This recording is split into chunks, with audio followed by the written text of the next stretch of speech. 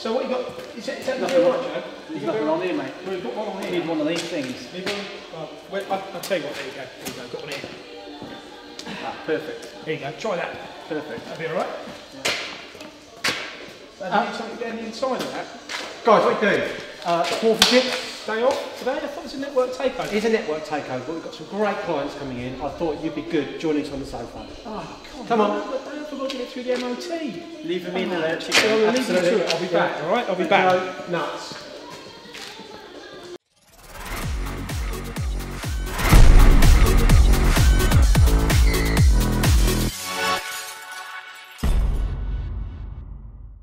Welcome to Swarf and Chips. This week you're joining us for the Network Takeover show, and that's why I've got Colin sitting next to me. And what a lovely change it is, sitting next to you, Lyndsey. I'm sure you feel the same. Anyway, we're doing Network Takeover because the last time it was such a success. We had Bedford CNC, Newport CNC and Titan join us on the show, and since then they've had loads of people contact them about doing work, so I thought I'd do it again. So these are the companies we've got joining us. And on the sofa, we've got Tim Allen from MJ Allen. Thank you for joining us. Hello, thanks for inviting me. Right, okay, you're a machine shop that casts and fabricates. Why does this make you different? Yeah, well, actually, originally we were a foundry. That's our heritage. My father started the business in the late 50s as a pattern maker, which led us into casting, originally aluminium and then iron. And then latterly, certainly over the last 10, 15 years or so, a lot of investment into machining. So we're now able to offer fully finished castings and machining.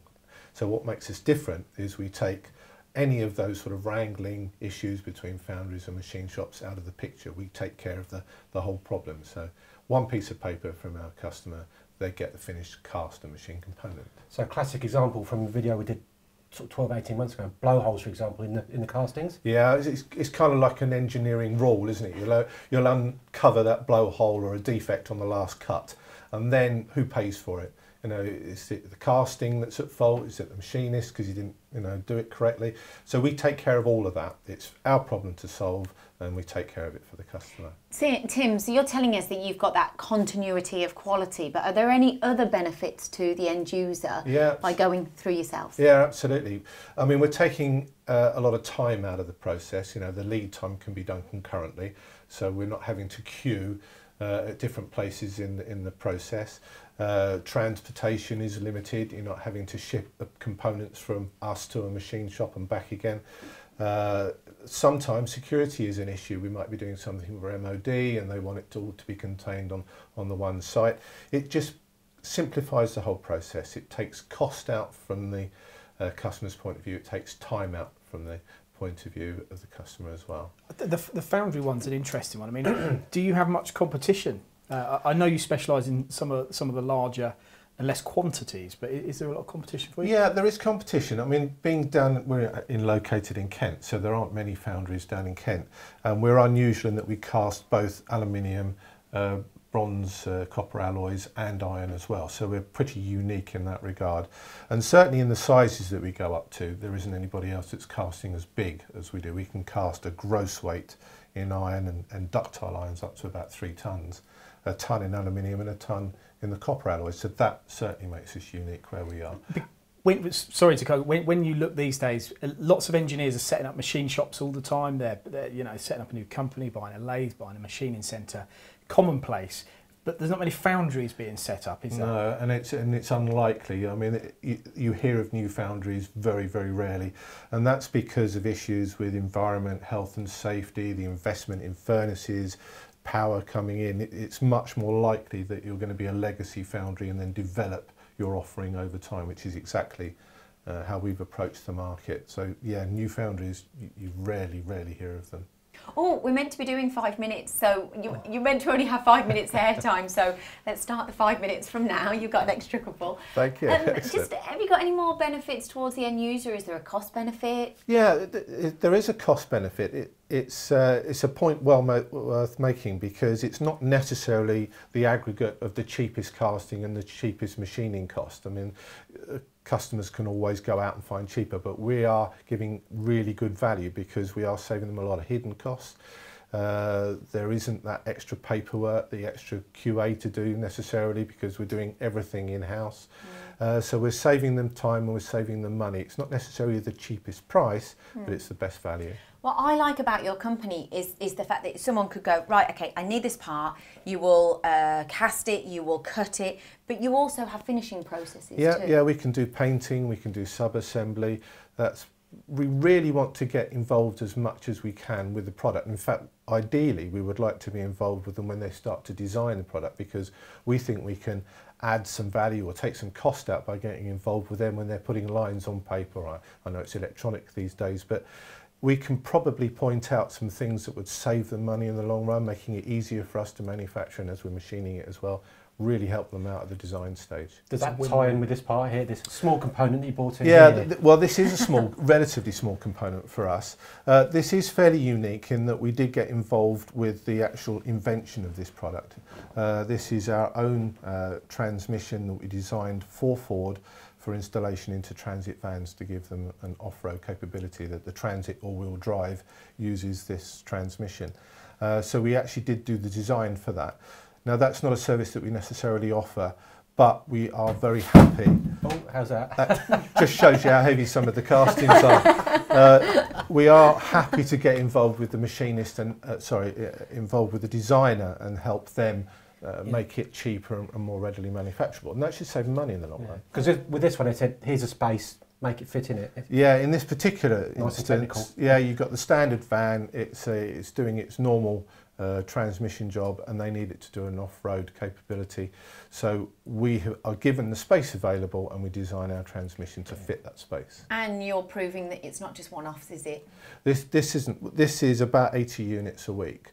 Now, in automotive terms, that's tiny, but for us, that's very significant. So that's one of the few running jobs that we've got. The majority of what we do is low volume, so 1s, 10s, 50s, that sort of thing. Would you fixture these? Sorry, do you do the fixturing yourself? This particular one, no. We did this as a turnkey package with the machine tool supplier, Heller, who did an excellent job, and they designed the fixtures for us. So this is hydraulic fixturing.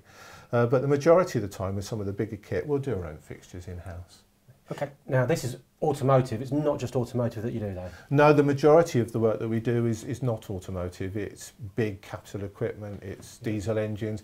This is a pelletizing machine, the one behind you, that squeezes material into shape. So it's a big, heavy gearbox. The item behind me, just over my shoulder, that's the sump for a very large diesel engine. That's an aluminium casting, this one here. So it's a whole variety of things.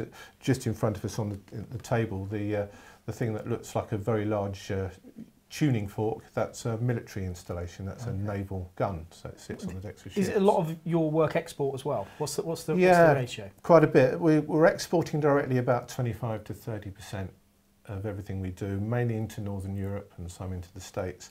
But our customers generally are international companies, so they're exporting. So we reckon 80% of what we do ends up overseas in the end. That is pretty impressive. We spoke earlier about the size of the business. Just to give that some gravitas, how many people do you employ, and sort of what footprint does the business cover as an area? Yeah, well, the group as a whole is about 32 million turnover, and the largest company that we've got is actually separate to this. It's automotive components. That's up in Alfreton. The company that we've got in Kent, which does the casting and machining, it's about 100 people, and turnover is about 8 million. Out of those two foundries and the machining and the design of the all-wheel drive transmissions. Tim, we don't have long left, so could I ask you to just round up MJ Allen as a company for us? If I concentrate on the castings and machining, in fact we rebranded the business from MJ Allen Group Foundry and Machine Shop to MJ Allen Castings and Machining, trying to make it as obvious as possible. It's a one-stop shop for large components in lower volumes of higher complexity in a range of materials. Brilliant. Thank you so much for joining us on the sofa. You're welcome. Thanks for asking. Thank you. Perfect. How's that? All right. Wow. Spot on. So now we're joined by Adrian Archer, who is the Managing Director of Beard and Fitch. Welcome to the show, Adrian. Hello, Lyndsey. Hi. Right. Oh, I would say gear manufacturing, is that right, Adrian? No, we're not gear manufacturers really. Sorry. What we're all about is transmission components. So we'll make gears, yes, certainly, and we'll make spines, shafts, anything that basically goes round and drives another piece of equipment. Oh, it's like Paul when he goes out in his car, just going round and round and round. Isn't it? So worms and wheels, hubs. Yeah, worms and wheels. There you go on the screen. That's the only reason you invited me here today, isn't it? To get that one out. We make a whole range of things like pump gears, and that's probably the most common thing we manufacture is pump gears. We make those and we export those to America. Okay. Is this the average size of the component going through your no, we can cut plant? gears, as we said, part of our service is cutting only, so we will take other people's free issue components in and we'll cut the gears for them, and we can go up to 1.2 metres on that. So it's quite big, and then we go right down to tiny little things, like this new product we recently manufactured off our Nakamura, which we made complete. That is an interesting concept, that one there, Adrian. Tell us about how you make that. Well, the customer came to us with a problem with concentricity between the two parts, so we had to overcome that as an issue. So we elected to make the brass component separately on the Doosan machine, just as a simple flat washer, which we then gave to the operator on the Nakamura, who is machining the rest of the spindle and the gear in one setup. And then stop cycle, we take the little brass washer, for want of a description, insert it onto the shaft and then restart the cycle. Within the cycle, it comes up with a little pusher which pegs the brass gear to the shaft, and then we cut that gear in situ. So we know that the two gears are completely concentric to one another. So do you cut the finished cut of the two gears at the same time? Not at the same time. You cut the first one Yeah. as a shaft, so you've got that sort of laying as a shaft. Then we press fit that on, fix it, and then cut that in situ. So we know that those two parts are perfectly concentric to one another, and the customer's absolutely delighted with the product. Was that your own idea? One of my operators, to be honest. So not you can't take the. No, I can't take off that. can't It's an take- no, opportunity the there to take operator, a very good chap, been working with us for a year or so now. Excellent, yeah, very good idea. How many people work at the company? There are 30 people in total, 20 odd on the shop floor, and they range in skills from an apprentice who's coming up, finishing his apprenticeship now, going right up to people that we've been with nearly 20 plus years, 30 years or more in some of them. And how many machines? We've got about 80 machine tools in total within the shop. I mean, I've got a list here. You've got Hitachi Seikis, you've got Doosan's, XYZ, Leadwell, Puma's, Nakamura's. You've got loads of big names. And Yeah, well, we've that's got a just good cross-section of machines. We've got quite a lot of, obviously CNC you've mentioned, but we also use a lot of traditional gear cutting machines. We've got Reischauer gear grinding machines. We've got some maxi cuts and hobbers. We've got a module hobber that came out of East Germany originally, but it's now got CNC bolted onto it. And did you start as a business doing the gear cutting and the gear hobbing, and then migrate into the machining as well? No, the company was founded in 1851, so that it's got a fantastic pedigree, really, and it's done all sorts of things throughout history. Yeah, we got involved in Malcolm Campbell's 1927 Bluebird land speed record that was done on pending sands. And then through the war, obviously the company was making components for torpedoes and all sorts of things through both world wars. And then moved to Harlow in the 60s when Harlow was coming out as a new town. I got involved with the company in about 76, I think it was. I'd done my apprenticeship originally with the company and left and was asked to come back by the original owners, Mr. Beard and family. Okay. And then eventually took the company over fully. And today we're looking to take the company forward over the next few years. Yeah, next 20, 30, 40, 50 years, hopefully. We can keep it going that long. So Adrian, we've got a couple more minutes left because we do have a time scale, but it's not just the normal work that you go for, is it? It is all gear work, anything pretty much that turns. Yes, that's correct. I mean, we will get involved with other work. This is apart from a model jet engine made in Mexico, and we supply several hundred of those every few months, really, to Mexico. And we got involved purely because we were doing the gears for them, and they asked us if we would look at just a shaft. And we wouldn't normally look at that type of work, but if it's a customer making transmission components and they want other type of work, we will get involved. And left-handed thread, I can see from here with my Hawkeye. Yeah, left-hand thread. That's told you that very good, earlier. very No, you good. didn't. Spot on. A lot of the work here, there's assembly to this as well, isn't there? So it's not just about making the parts, it's about... Yeah, I mean, we originally set up a cell to manufacture these gearboxes. We spent a good £600,000 setting that up. We were making about 400, 450 of these a month at one time. But that's general what we do. We don't tend to make mass producing thousands. We tend to be looking at repeat work every month, but in volumes ranging from 10 off to 50, 60, 100, 200 off. We also do the occasional one-off as well, because I think if I say to you Panthet clutch. Oh yes, Panthet clutch. Yeah, we get involved in some historical vehicle stuff, which is quite nice. We've got a lot of skill set, so we can reverse engineer parts. It's not our main business, but we do look to do that for people. We can use it in our advertising and our marketing, as indeed we're doing today. I notice you've got Rolls-Royce accreditation as well on your website. With the area that you're located in, Harlow, there is quite a lot of aerospace manufacture around there. If you look at some of the other businesses that you may compete with, are you included in that too? We don't actually get involved with aerospace work at the moment. It's something on the horizon we're looking at. It's certainly not something we're doing at the moment. The Rolls-Royce we were involved with there was diesel engines, mainly for marine applications. We do quite a lot of work with diesel engine manufacturers. Because there's quite a hub of machining businesses around Harlow, isn't there? And the Essex area? There is, yeah. It's quite diverse now, because at one time when I first started out in engineering, we had a lot of large companies in Harlow, but now they've all come down smaller companies. Modern machine tools have enabled companies to make a lot more with a lot less people. To kind of sum up, you're the only specialist gear manufacturer on the MTD network, so are you busy? Yeah, we are busy at the moment, and hopefully with the help of MTD we're going to move forward and bring on a lot more clients. We're certainly looking to expand. We're thinking about our next investment, as the parts we're making now, you know, we're getting involved with a lot of work now, which we're trying to reduce setup times on. We're trying to reduce the amount of movements within the workshop, so we're looking to try and go for more like one-hit machining if we can.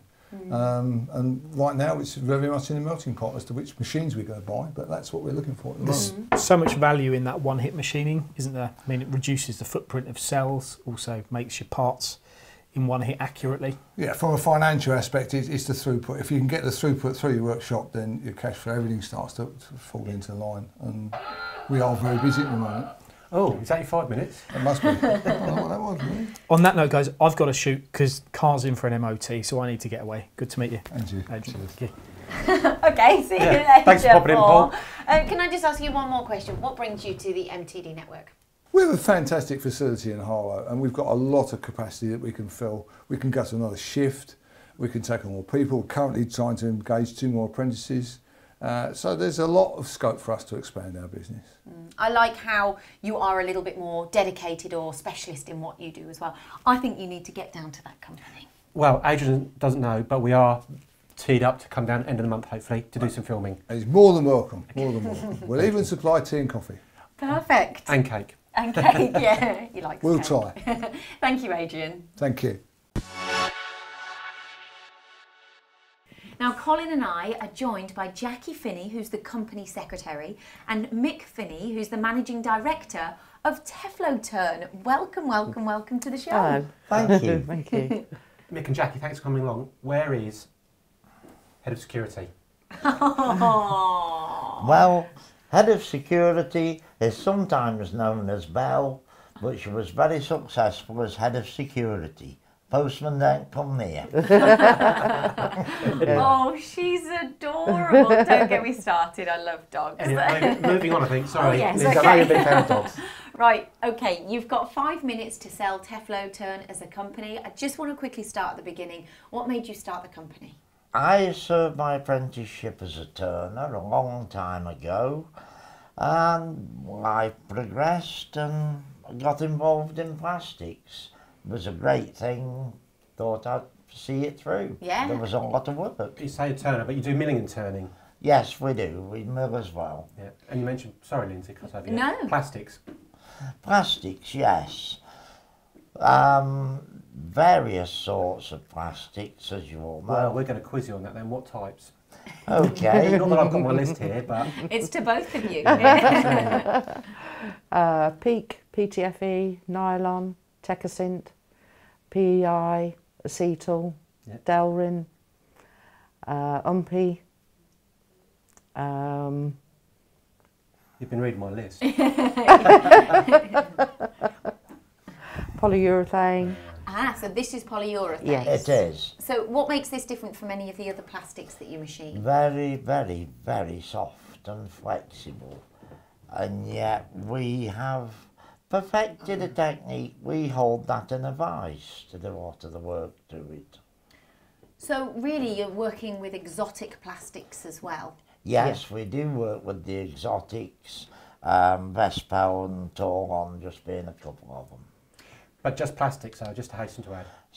Yes, we are specifically plastics, because if you mix the materials, you get cross-contamination. Yeah, we don't do any metal because some of the companies we deal with a microwave company, and obviously if you've got metal in with their parts, it would It's not be good good. in the microwave. No, No. certainly not. Last time I put a fork in the microwave. Yes. Big And blue you've flash. got a high accreditation for this as well, for the company with all of your standards. Yes. Yes, ISO 9001, 2000 and... Oh, no pressure. 15. We'll roll with that one. Sorry. What's I think it your is. machining capacity? We can do very, very small, 2-3 mil. Oh, even smaller than that then, yeah. Oh yeah, much smaller. The bore in that we could turn as an OD for you. Really? Yeah. And we go right up to 300 mil diameter, and on the milling machine much bigger than that. So is it XYZ machines you've got? Yes. Yes, 3 XYZ CNCs and 1 star. Right. Any conventional machines as well? Yes, Yeah. quite a few of those. Amazing how they become redundant once you get CNC. Yeah, I can isn't it? understand. And is it what's the batch work that you provide? We'll do anything from a 1 off to a 10,000 off. Those little square sandwiches you can see there, we're forever running them when there's nothing else on the stock, because they sell 2,000 a month. So Okay. But you said one-offs. Is this part here one-off? the glue spreader, I'll let you yes, know that, Lyndsey. yes, that was, well, actually it was a 2 off. But Told me. So how have you come about this? Because has the customer brought you drawings, or how? no, he brought me this melted sample Oh, and asked if we could make it. So we did, and the one by your left hand, Lyndsey, is the one that we turned out for him. Fits perfectly in the grooves on the wood, and it goes in the machine, passes down there, and spreads glue. Okay, what about, I'm assuming this part, next part's over filter. How many holes has that got? Roughly about 1,000 holes. Nice, easy part. No, I'm not wishing to hurry you up here, but we've only got 5 minutes. And there's some great looking parts here. So what about this larger part? A pipe connector for the sewage works. Oh, glad I asked. Oh, but this is brand new, not second hand. thank goodness, thank you. So what was, I mean, yeah, it looks, so you milled the flats, turned it inside, or threaded inside. If you pick that up and unscrew it, you'll find there's a trapezoidal thread there, internal and external. So I think we're coming up to the end of the 5 minutes now. So to round off, you are providing plastics, all types of plastics, exotic plastics as well. You're continually investing in capital equipment to cut. You're very busy as a company, but you're always looking for more capacity. Yes. And is there anything you want to finish off with? Well, only that we give all our clients the personal touch. Yes. We're a small company. They're either talking to me or one of the others. They're talking to somebody that's making the parts, not just a voice on the phone. So you've got those skills, but you've also got a personal touch. Yeah. Oh, that cut me off there, didn't it? Yeah. We'll use that Yes. more often. Sorry, Colin. Thank you so much for joining us, Jackie and Mick from Tefloturn. Thank you. Thank you very Thank much. you. Thank you for watching Swarf and Chips with this week's Network Takeover. Next week we do have another takeover, and ITC are going to be joining us. Have you enjoyed yourself, Colin? Lyndsey, what a great opportunity it is just to sit next to you on the sofa. First time ever. But great to meet Tim from MJ Allen, Adrian from Beard and Fitch, and of course Mick and Jackie from Tefloturn. But they didn't bring security, did they? Fang. No, next time. Next time. If you want to watch any previous episodes, click on the links here. And don't forget to like, comment and subscribe. And as we always say, Keep those spindles turning. Have you got that done yet, Jack? All done. It's on. All done. It's on. That looks a bit... Sure that's on. Yeah?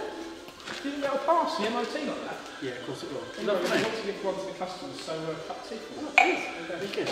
Looks like you're not missing something. Oh, I've got the nuts on. No nuts. Yeah, that'll do. There you go. Spot on. Job done.